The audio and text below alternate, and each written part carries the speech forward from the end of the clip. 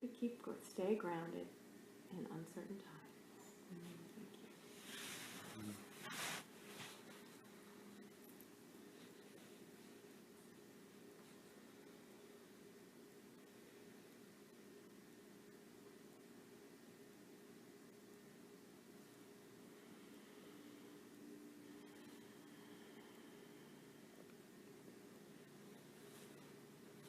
Thanks everyone for sharing so authentically.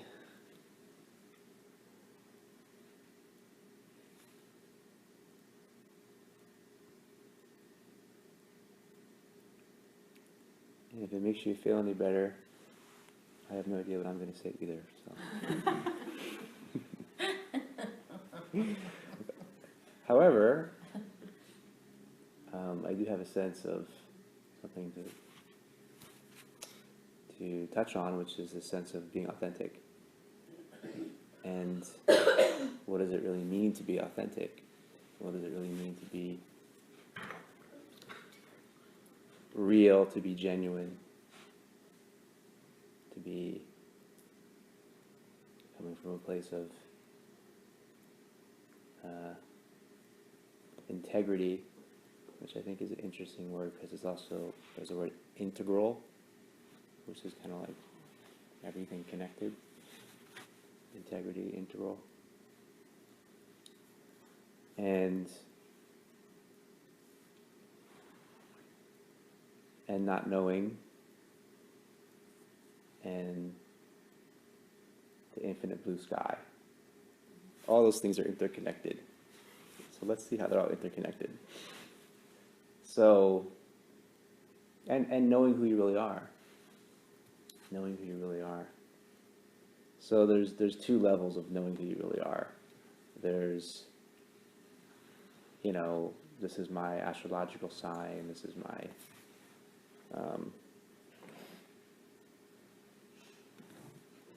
type of personality, this is my personality, my relative self is what I usually call it.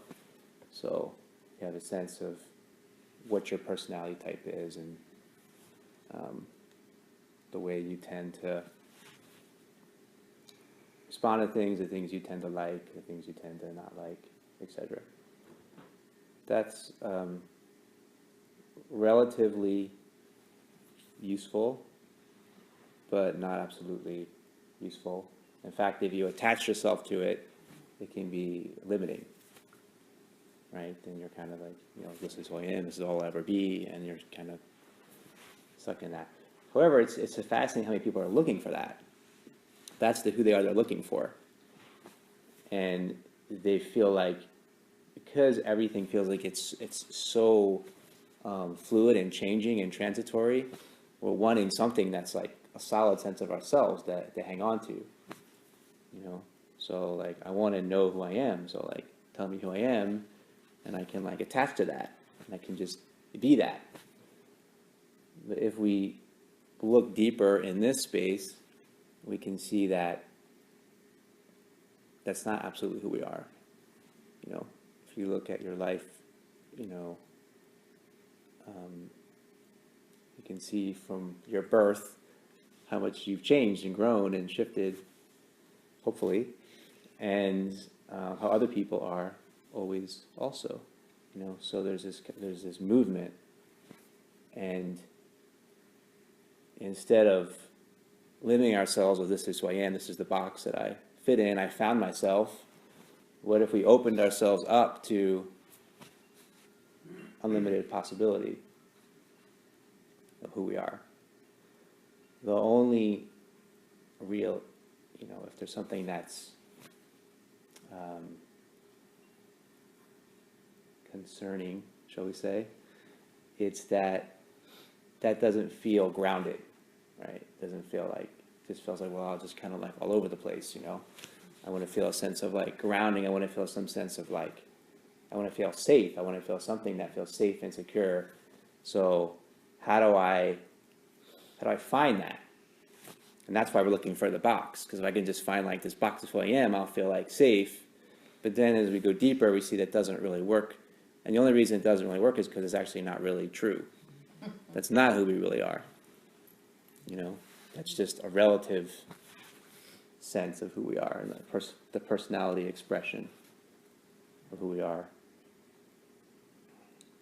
And so we may try to find this sense of groundedness, of safety and security in all sorts of things, like a man or a woman or money or a house or a job, or, you know, on and on. And we start to see, like, those things don't give us that either, because those things aren't actually absolute. They're all moving, changing, temporary. Even if they last 100 years, they don't last 101 years, right? So everything in the world of form is temporary.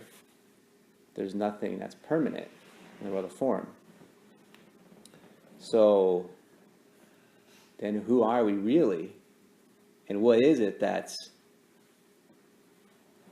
well, the term I use is absolute. What is it that's absolute? What is it that is unchanging? And so this is where the real, I don't know why I'm using the word, the enchilada, the big enchilada. This is the big enchilada. This is what it all comes down to. This is the major, this is what what's called the spiritual awakening. You know, this is the game changer, so to speak. This is where the potential to transcend suffering, and suffering only comes when we're not in line with the truth. So this is where the potential is to be in the truth, like what we really are, comes into being. So this is a very exciting moment in the afternoon. Is everybody ready? I'm on the edge of my seat. Great. Well, I'm not, but I am. So this question is, who are you really? You know, and you notice that everything that we're pointing at is changing, moving, shifting, and that sense of groundedness, of security, safety can't really be found there. And life will show you that over time. You know, if we haven't discovered yet, or if we're unconsciously we're attaching ourselves to something or claims of something, life will show us like, nope, that's not it either. You know, so what is this? What is it that's unchanging? What is it that can be realized as the self, as who I am, that doesn't change? And this is where the term spiritual comes in. Spiritually, like at the root of it, what we're pointing at has nothing to do with like commandments or laws or rule. All that is actually really an impediment to what we're pointing at. It's really knowing who and what you really are. And who and what you really are is not a form. Is not a form. And the form is always changing. So if you think you're the form, if you think you're this form, then you're in a lot of suffering, because you know this form is temporary and it's not going to be here soon and is always changing, right? So there's no grounded sense of like safety or security in that. If you realize through looking really closely and sincerely who you are really has no form.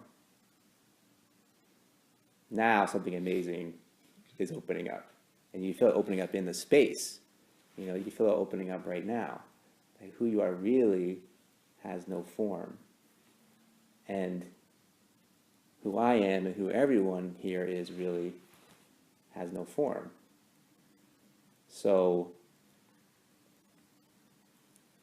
that which has no form, by definition, is unchanging. It's actually really simple. It's logical. It makes sense.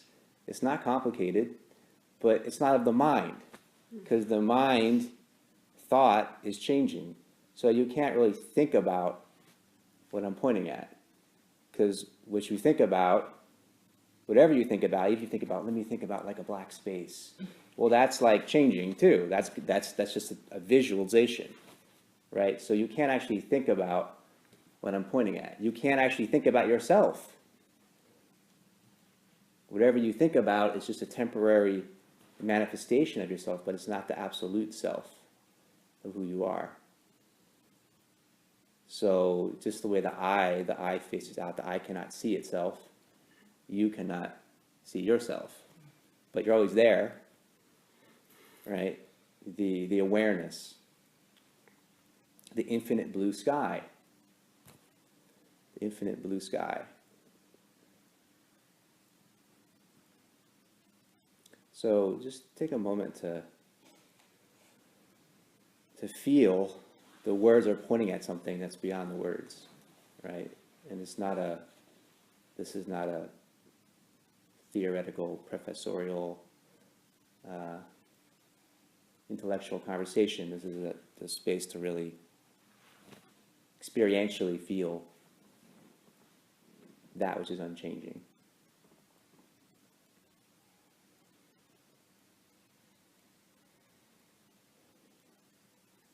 So this realization changes everything. As far as like, I actually resonate with this Christian term to be born again. It's like before you're identified with the story of the egoic self, so your attachment to these stories of yourself, and that's the cause of the suffering. And now you, instead of being identified there, you have an awareness of the story of yourself. You can still like say what your name is and where you were born and so forth. But now you're identified in the formless. Formless is just a word, you know, the no-thingness. And that's what we're opening to together. That's what we're like anchoring into together more and more, fully and deeply. And the more we anchor into this space together, the more we are authentic. The authentic self. The authentic self isn't trying to be anything, isn't trying to manipulate anything, isn't trying to pretend to be anything. The authentic self has nothing to hide, nothing to gain. The authentic self has no shape or size or form. The authentic self isn't good or bad. The authentic self isn't positive or negative. The authentic self is just what's here.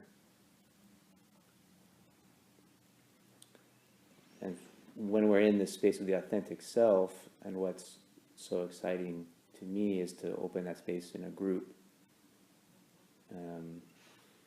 Then we open the space for the deepest intimacy that's possible. So the way we generally look for intimacy is like, I have my image and story of myself, and you have your image and story of yourself, and I think that your image and story of yourself is going to enhance my image and story of myself. So I want to like, you know, get to know you and get closer to you, and you may not feel the same, but maybe I'll try to get you to feel the same. And then maybe you start to feel the same. You think, oh, well, yeah, I think his image of who he can enhance my image of who I am. So then we're doing this thing that has really nothing to do with intimacy at all. And this is the way most relationships operate, and they can operate this way for years, you know, decades. So what if we're not operating from that space? What would a relationship like that be like? What would a relating like that be like? What if we're relating from what I call the space, lately called the space? So, and you're relating from the space. And then there's just authenticity. There's that authentic expression of actually not needing to know what you're going to say, not really needing to say anything. And yet, from the space, creativity flows, you know, and there's like an intelligence, there's like a universal creative intelligence that is alive, and now you're tapped into it. So when you're thinking and you're attached to these stories and ideas, you're not present, right? But when you're present, you know what to say. Just in the moment, you know what to say, because the moment is informing you what to say.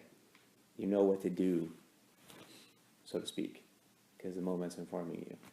So the thinking mind, you realize, I mean, it's really actually amazing how much of our thinking is so useless. You know, not only useless, that's not a strong enough way of saying it, it's actually hurts us. You know, we cause so much anxiety and stress on ourselves and on the people we're relating with. And we really, you know, so much of the word, Julia would call this satsang, right, when we first started, which it is. And satsang, there's different ways to define that, but one way to define it is to be in the truth together. So we're really interested in being in the truth, right? So if we're really honest and truthful and sincere, we really just don't know. We just don't know. We don't know what's going to happen next. We don't know. We don't even know what's really best for us. That's how humble you become. You know, sometimes things that look bad, later they look good, then they look bad again, then they look good, right? So you really don't know what the future holds. So I really see that really clearly.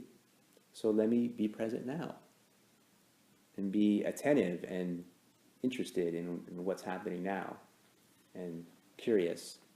And then I can engage and participate in what's happening now. And in engaging and participating in what's happening now, I am co-creating the future, moment by moment.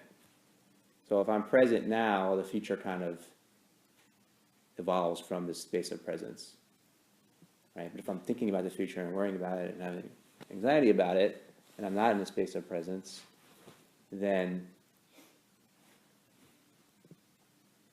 that's not happening.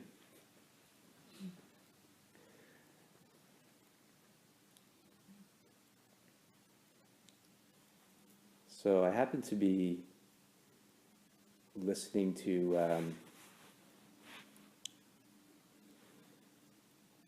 little bit of Eckhart Tolle on the drive here. He's a spiritual teacher, for those who don't know. And he was pointing at this formless essence of who we really are.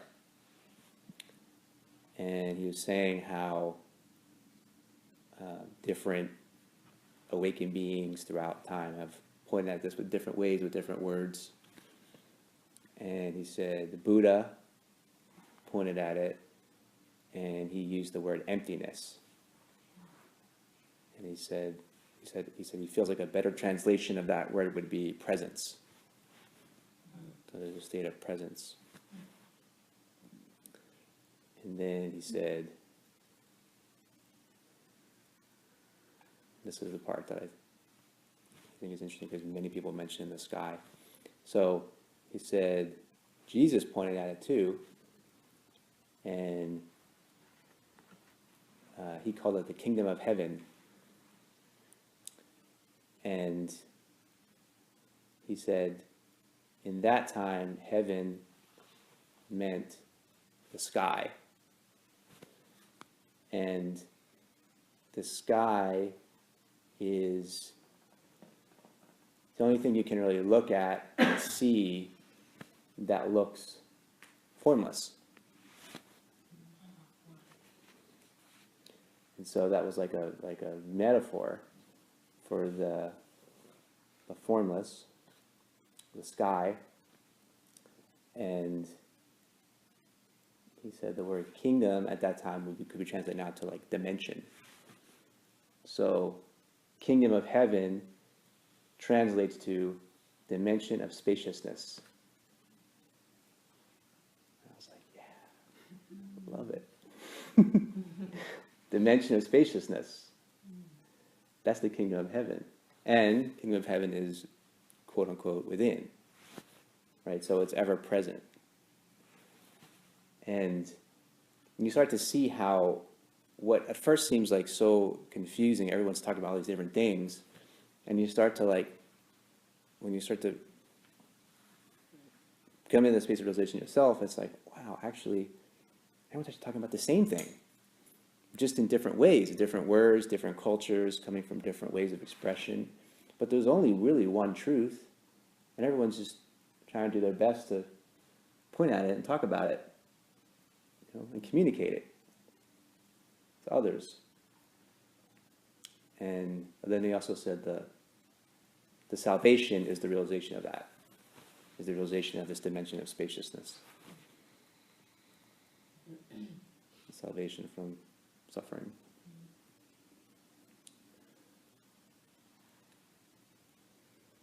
So yeah, the sky is a great metaphor as a reminder of this unchanging. Because if you have a day that's you know, where you have the blue sky, it's like there's that sense of it being unchanging, and then you see the clouds moving through it, which are changing different sizes, different shapes, different forms. So that's like the relative world. That's the world of form. A cloud has a form, right? So the cloud is changing form. But that sky doesn't have a form. And the sky is like the awareness of which everything has a form, arises and falls back into. And we lose awareness of awareness.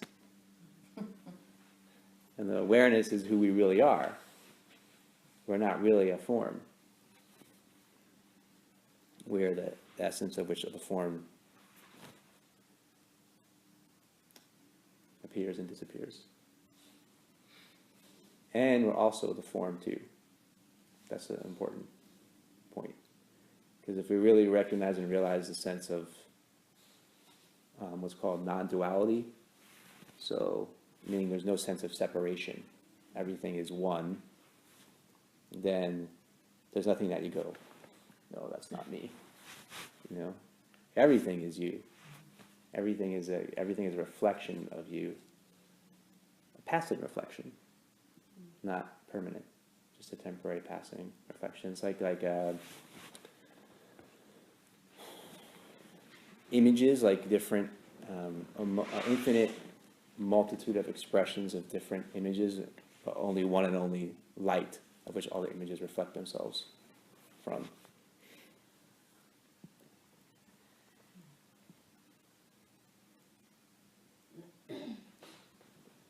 So there's a sense of being, on the one hand, nothing, formless, and at the same time, everything.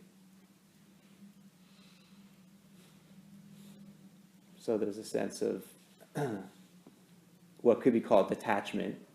Like, I'm not a big fan of that word, but the sense of I'm nothing, and the deepest, most profound love of I'm in everything that I see, and in everyone that I see.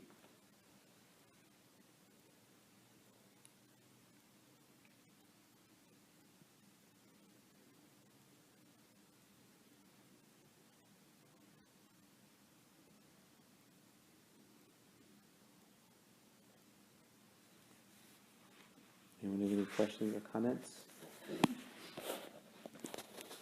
When I was driving through the blue skies, falling